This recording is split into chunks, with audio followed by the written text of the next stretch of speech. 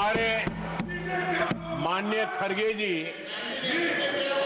आपके सामने बढ़िया बढ़िया शेर सुनाते रहते हैं और उनका शौक है शेर सुनाने का। और सभापति जी आप भी बड़ा मजा लेते हैं।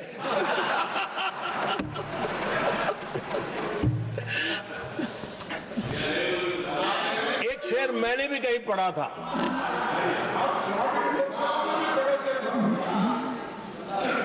तमाशा करने वालों को क्या खबर, तमाशा करने वालों को क्या खबर,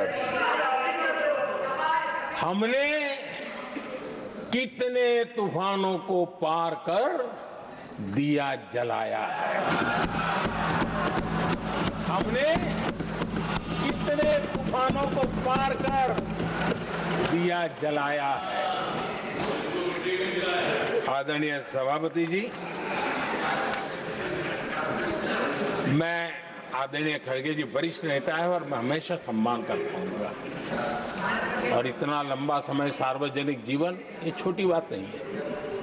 और मैं इस देश में चाहे शरद राव हो चाहे खड़गे जी हो, इन सब का मैं, हमारे देवगौड़ा जी बैठे हैं, ये असामान्य सिद्धियां हैं उनके जीवन की जो उन्होंने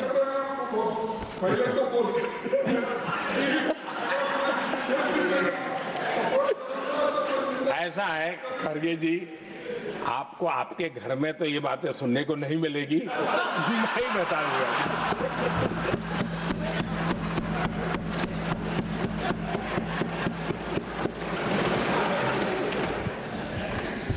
इस बार मैं देख रहा था कि खड़गे जी कविताएं पढ़ रहे थे, लेकिन जो बातें बता रहे थे, और आपने बड़ा सही पकड़ा था कि जरा बताओ तो सही भी ये कविता है कब की है? उनको पता था, सभापति जी उनको पता था ये कविता कब की है।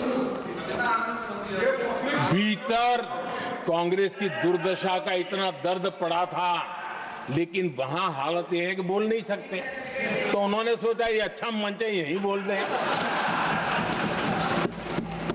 और इसलिए उन्होंने नीरज की कविता के माध्यम से उनके घर के हालात यहां प्रस्तुत किए हैं। आदरणीय सभापति जी, जो आज के लिए सही है, खड़गे जी को मैं आज वही कवि नीरज जी की कुछ पंक्तियां सुनाना चाहता हूं।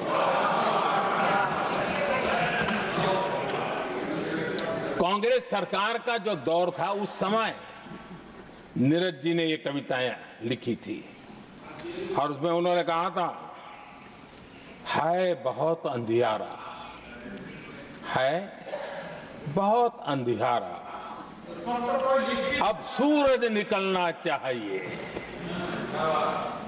अब सूरज निकलना चाहिए, जिस तरह से भी हो ये मौसम बदलना चाहिए,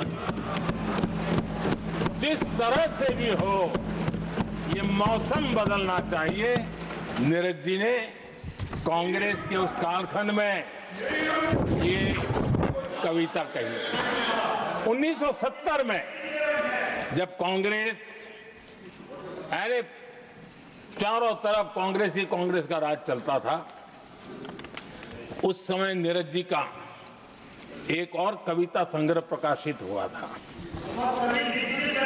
फिर दीप जलेगा। हरिवंश जी तो अभ्यासु हैं तो उनको भली भांति पता है, उस समय उनका यह संग्रह प्रसिद्ध हुआ था, फिर दीप जलेगा। उसमें उन्होंने कहा था, और ये बड़ा महत्वपूर्ण है, नीरज जी ने उस समय कहा था, मेरे देश उदास न हो। नीरज जी ने अपनी कविता में कहा था, मेरे देश उदास न हो, फिर दीप जलेगा, तिमिर ढलेगा, और हमारा सद्भाग्य देखिए, हमारे प्रेरणा पुरुष अटल बिहारी वाजपेयी जी ने भी 40 साल पहले कहा था, सूरज निकलेगा, अंधेरा छटेगा, कमल खिलेगा।